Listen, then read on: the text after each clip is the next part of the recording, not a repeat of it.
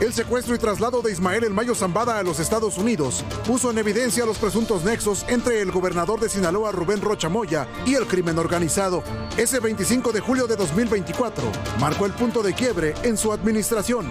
Ese episodio en particular dejó en claro que el gobernador de Sinaloa, el titular del Poder Ejecutivo, tenía reuniones con grupos del narcotráfico para acordar posiciones políticas. El propio Mayo, en una carta dada a conocer por sus abogados, relató que el día de su detención iba a reunirse con Rocha Moya y el ex rector de la Universidad de Sinaloa, Héctor Melesio Cuen Ojeda. Cuen fue asesinado en la finca donde se llevaría a cabo el encuentro entre Zambada y el propio gobernador Rocha. Aparentemente el gobernador habría estado allí y habría presenciado el asesinato de uno de sus rivales políticos. Es decir, el gobernador de Sinaloa desde hace tiempo se convirtió en una bisagra entre la élite política local de Morena y el cártel de Sinaloa. La Fiscalía del Estado mintió originalmente al decir que el exrector fue baleado en una gasolinería. Luego la Fiscalía General de la República desarmó el montaje y exhibió que se alteró la verdad sobre el crimen del exrector. Rocha Moya dijo que ese día no estaba en la entidad, pero desde los señalamientos del Mayo Zambada, el gobernador fue duramente cuestionado. Sin embargo, su figura pasó a ser un mero cuadro decorativo, opacado por el sangriento enfrentamiento entre las dos facciones en las que se dividió el cártel de Sinaloa, los Chapitos y los Mayos. El Estado vivió entonces un baño de sangre.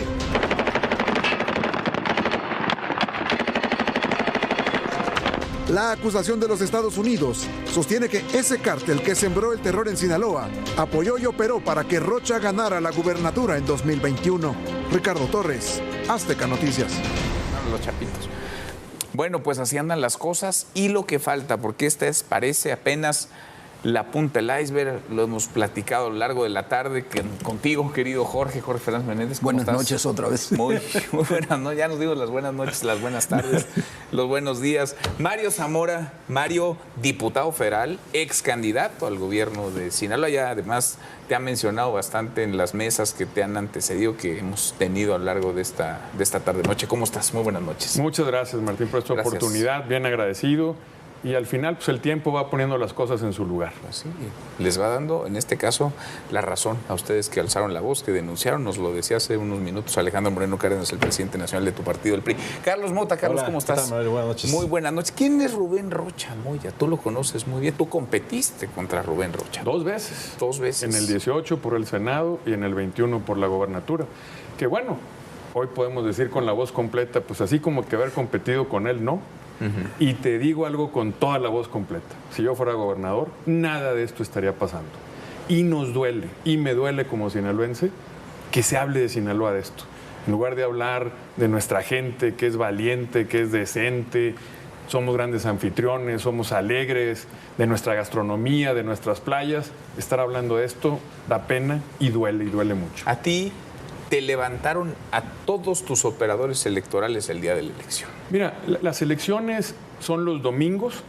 El jueves anterior a ese domingo, al secretario de elecciones del PRI, Alberto Salas, entraron a su casa y a punta de bala, lo subimos porque lo soltaron al tiempo y tuvo un rozón en un cachete, se lo llevan y pues prácticamente él tenía el nombre, la ubicación de toda la estructura electoral priista. ¿A qué me refiero? A representantes de casillas, representantes generales. Hay gente que ha dicho, no, fueron 100, fueron 500. Yo, pues digo, guardé los mensajes. Fueron cerca de 1,000 o más de 1,000, por lo menos. 1,000 personas levantadas casi todas previo a la jornada electoral. Unos amedrentados, otros levantados. Todavía el domingo de la elección, te voy a dar dos datos. Una candidata a diputada local, el sábado en la noche la levantaron, se la llevaron y estuvo retenida. Pero el domingo en la mañana, el domingo a las 8 de la mañana, antes de abrir las casillas, nuestra candidata del municipio de Badiraguato, fíjate nada más, que había ganado 3 años antes la diputación local con un chorro de votos, me habla por teléfono y me dice, Mario, voy ahorita a hablar a la radio, a decir que voten por Morena, me bajo de la elección, se acaban de llevar a mi hermano, ayúdame. No hay manera de ganar una elección. A ver, puedes ganar si tienes menos dinero, puedes ganar contra los programas sociales y entusiasmas a la ciudadanía, pero no puedes ganar contra alguien que trae una metralleta atravesada. Esa es la realidad y eso es lo que estamos viviendo. Por eso ganó como ganó Rubén Rocha. Y sabíamos, Jorge, y lo hemos platicado, no de ahora, lo hemos conversado hoy, pero lo hemos platicado desde hace meses, años incluso, sabíamos que Rubén Rocha tenía vínculos, que estaba metido hasta el cuello con los cárteles, con los A criminales. ver, se sabía probablemente de antes, se supo en el 21, Sí. se supo después de que se llevaron al Mayo Zambada, era evidente la relación de Rocha, que además lo platica el propio Mayo Zambada, están los testimonios, es imposible decir que no se sabía. Hoy Estados Unidos, o ayer para ser estrictos, Estados Unidos presenta estos pedidos de extradición y demás, pero lleva un año Estados Unidos presionando exactamente por estos temas y por estos mismos personajes. Escribimos, y lo dijimos aquí en Todo Personal, en el 22, cuál era la relación del senador Insunza con todos los grupos del narcotráfico y de los chapitos, precisamente, desde el Culiacanazo, por lo menos. Y cómo se habían hecho las reuniones, porque teníamos información. Uno no descubre el hilo negro, ni es que teníamos la información y lo pudimos publicar. Entonces, eso es lo que resulta increíble, que se haya dejado llevar a este límite, que como tú decías al inicio, que lo hemos dicho muchas veces a lo largo de esta tarde, esta noche, es el inicio, es la punta del iceberg. Esto no es la conclusión de una gran investigación. Esto es el primer capítulo de un libro que será, todo indica, muy extenso. Y el gobierno federal tiene muy pocas horas para dar una respuesta seria y sensata a este tema. Lo que hemos escuchado hasta ahora de la Cancillería y de la Fiscalía, me parece que están tomando el camino exactamente el más equivocado que pueden tomar, que es el de desestimar los temas, decir que no hay pruebas suficientes. ¿Por qué? Porque Estados Unidos, con la cantidad de personajes del cártel de Sinaloa que tienen allá, tienen elementos para pruebas a pasto. Pues sí, ¿no? porque tomar esa posición o manifestar esa postura es tanto como encubrir, seguir protegiendo, seguir solapando, seguir cobijando a un narcogobernador, le podemos decir ya narcogobernador a Rubén Rocha. Es gravísimo lo que estamos viendo. Yo creo que estamos ante el segundo día más importante de la política mexicana desde el 2 de julio del año 2000, cuando el PRI pierde la elección. Y después entramos en esta incipiente democracia que hemos tenido en estos años, y incluso la elección de López Obrador yo no creo que sea tan importante, aunque sus seguidores seguramente así lo ven, como lo que ha ocurrido el día de hoy. Y este día es realmente fundamental porque tiene el potencial de alterar dramáticamente la ruta que estaba siguiendo la política nacional hasta ahora, que como bien dice Jorge, como bien se está diciendo, pues llevamos un tiempo ya sabiendo qué es lo que estaba ocurriendo. Yo tuve comunicación hoy con gente muy cercana a la Casa Blanca que me dicen, esto es algo que estaba en el escritorio listo para solicitar al gobierno de México la extradición durante más de un año, ¿no? Y está a prueba, yo creo que dos temas fundamentales. En primer lugar, la voluntad, y en segundo lugar, la velocidad. La voluntad de respuesta del gobierno de México, como bien dice Jorge, pues es algo que tendrá que saberse para qué lado va, ¿no? Si va para el lado del Estado de Derecho, con los Estados Unidos, digamos, salvaguardando la integridad de la nación, conforme todos lo queremos, o si está del lado de los narcopolíticos y va a proteger a Morena. Los indicios que tenemos hasta el momento es que va a ser lo segundo, pero no sabemos realmente cuál sea la postura formal de la presidenta, a ver si mañana temprano la dice. Ese es el otro tema, la velocidad con la cual responda. Si entra en una ruta de estira y afloja para el tema de las pruebas, que si son suficientes, no son suficientes, un papel que se tiene que firmar, un oficio de aquí para allá, creo que la paciencia que ya se agotó en la Casa Blanca, pues no va a tener más minutos extendidos, y la ruta que me dicen en Washington puede seguir la Casa Blanca es tomar una acción directa en territorio mexicano para extraer a los personajes si el gobierno mexicano no hace nada. Sí, porque si no hay contundencia, se estaría confirmando que lo que existe es complicidad, que lo que se busca es seguir encubriendo a un personaje que es botón de muestra, no será el único, pero es botón de muestra de una manera de hacer política, que pasa por el financiamiento de las campañas, por la comisión de delitos, por el pago de favores y después por el control de un gobierno, el gobierno total, digamos, bajo dominio, pues ya no de un cártel o de un grupo criminal. es un gobernador que es representante o que forma parte o que milita, que es integrante de alguna de estas facciones del narcotráfico. Déjame decirte dos cosas, Manuel, que creo que son importantes. No solo estamos hablando del gobernador, la lista hay 9. Hay un senador en funciones, un alcalde, el alcalde de la capital de Culiacán, un secretario de finanzas y una buena parte, desde un vicefiscal de la fiscalía, directores de policía. Pero déjame decirte algo, yo creo que no se trata de hacer politiquería ni nada. Tienen todos ellos el derecho a defenderse. Adelante, no vamos a prejuzgar que se defiendan, pero los sinaloenses tenemos el derecho a conocer la verdad. Hace un año, Manuel, en tribuna lo dije, está el libro de los debates, oye, si tu principal socio comercial le retira la visa a un personaje público, dígase alcalde, dígase gobernador, dígase... Lo menos que el Estado mexicano debería hacer, oye, pues ¿por qué le perdiste la confianza? ¿Qué pudo haber hecho para que se la quites? Aquí tenemos instituciones. ¿Dónde está la unidad de inteligencia financiera? ¿Dónde está la inteligencia militar? ¿Dónde están las fiscalías? Tienen que investigarlos. Y nos tiene que quedar muy claro si son o no son. Y creo que como clase política, independientemente del partido en el que militemos o de la ideología que podamos tener, tenemos que decir, esta raya no se puede cruzar. Te voy a decir qué nos dicen en Sinaloa, los viejones de antes. El fuera de la ley no puede ser la ley. Porque cuando eso sucede, se vuelve anarquía. Y en la anarquía nada florece. Nomás voy a poner un botón de muestra. Una inversión de 3.300 millones de dólares, donde iban a poner una primera piedra en el puerto de Topolobampo, parte del programa del gobierno, de este Plan México y demás. Fue un desastre. Estuvo invitado el embajador y no pudo estar ahí.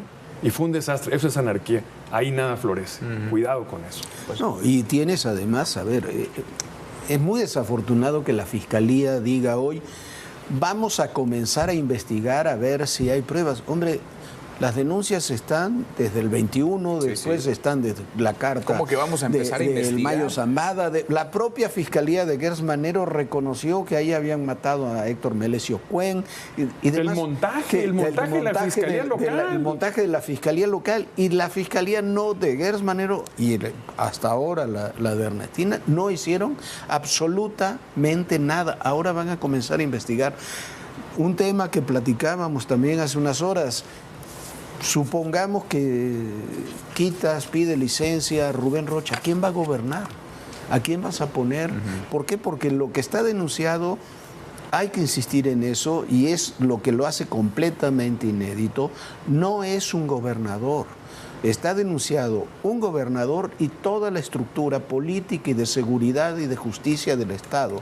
Está el alcalde, está el exsecretario de gobierno que ahora es senador y que quería ser el sucesor, está los exfiscales. Cuando uno ve la Estamos hablando de un Estado fallido. Un narcoestado, decíamos. Un narcoestado. Y cuando uno ve la acusación y cuando cuenta la historia que cuenta la acusación, se retrotraen, no es una ocurrencia, se retrotraen hasta 2018. Las primeras reuniones que se realizan, cómo se van realizando, las reuniones que tienen con el secretario de Finanzas, las que tienen con Insunza, cómo operan la elección del 21, cómo van operando después los distintos procesos.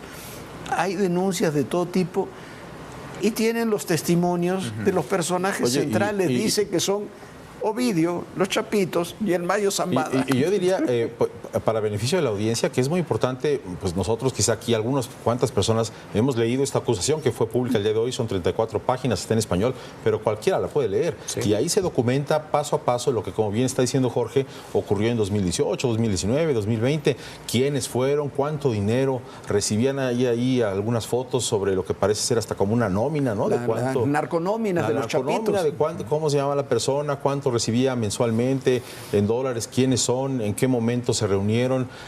Vaya, está totalmente documentado, ¿no? Y seguramente, pues cuando viniera un juicio en los Estados Unidos, pues habría una descarga de pruebas tremenda y, como bien se está señalando, pues tendrían derecho a defenderse y tal, pero muy importante que el Estado mexicano no solape eso ante la evidencia que estamos leyendo esta tarde.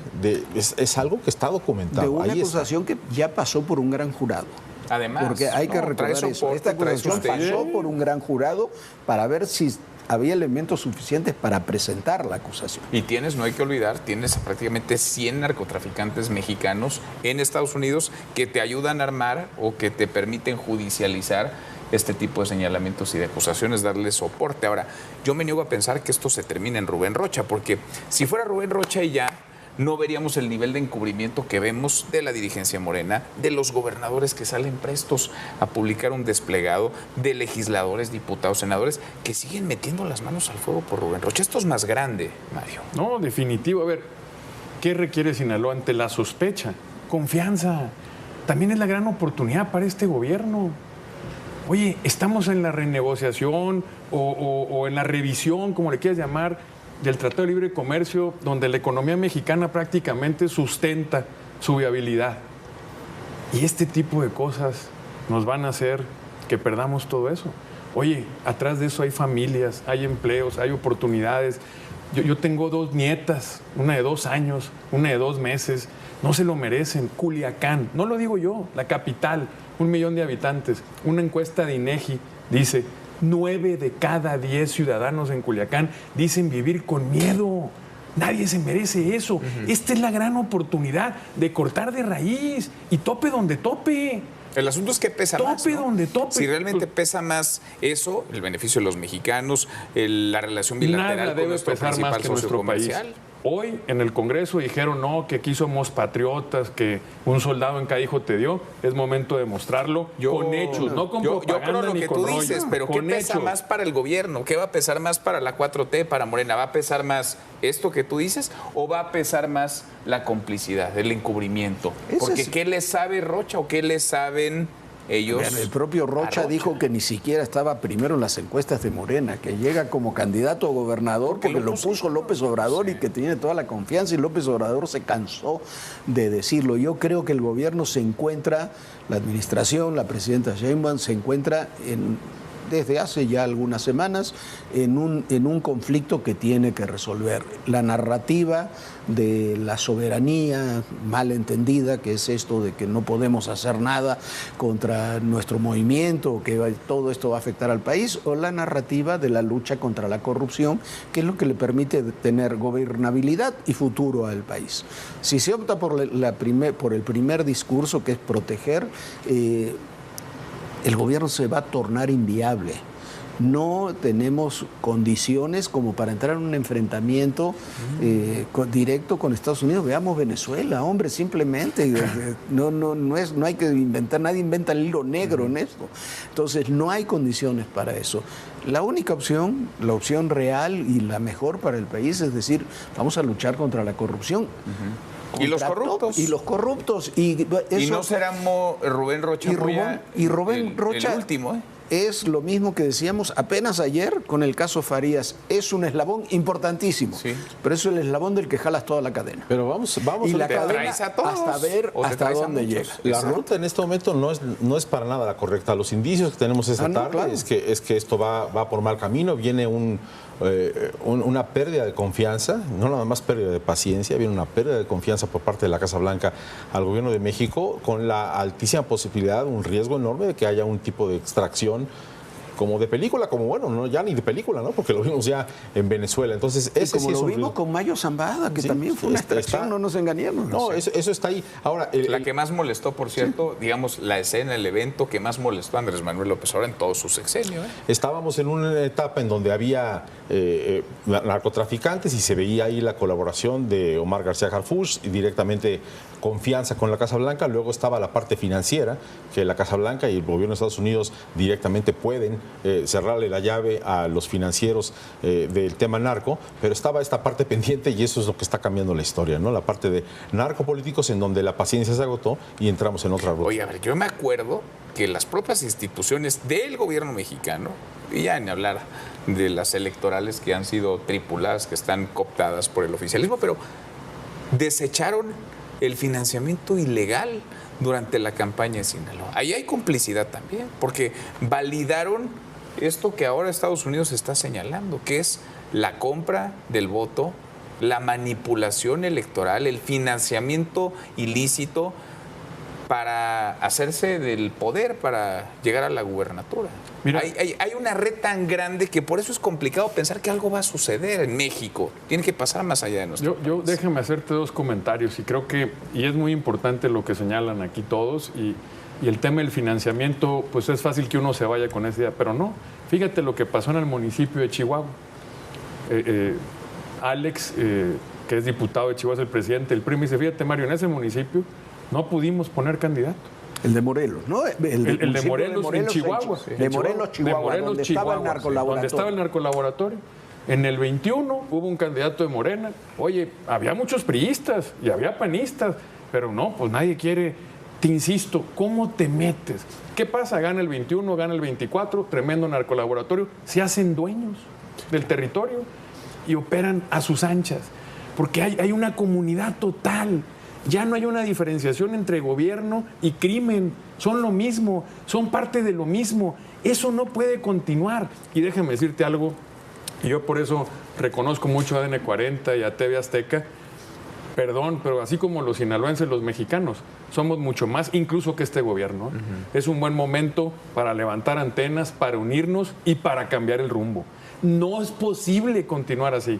¿Qué? Vamos a suponer que hay una extracción y se llevan a Rocha y se llevan al alcalde y luego se llevarán a otro y a otro. Y si el destino de Sinaloa es convertirlo en un cuartel o seguir perdiendo empleos o que no haya turismo o que todo el mundo tenga miedo. Y hoy decimos Sinaloa, pero mañana puede ser otro estado, muchos más de los que creemos, porque lo dices tú muy bien. Yo creo que la red, o como bien lo dice Jorge, que es un experto, esta es la punta del iceberg. A lo mejor aquí empieza, pero no sabemos dónde termina. Lo que sí es que creo que la mayoría de los mexicanos queremos que esto termine y no es la ruta a seguir. Todo lo contrario.